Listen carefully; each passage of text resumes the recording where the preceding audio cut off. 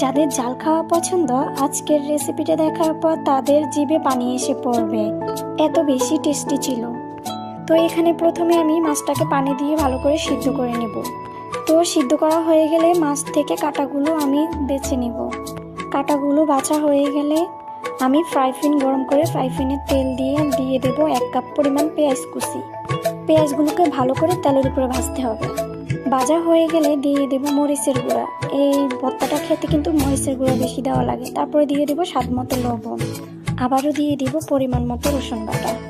এবার এগুলোকে ভালো করে নাড়তে হবে যতক্ষণ পর্যন্ত রসুনটা লাল না হয়ে আসে ততক্ষণ পর্যন্ত। এই পর্যায়ে দিয়ে দিব পরিমাণ মতো পানি দিয়ে বেছে রাখা মাছগুলো এখন আমি দিয়ে ভালো করে নাড়ব। আর কিছুই দিতে হবে না।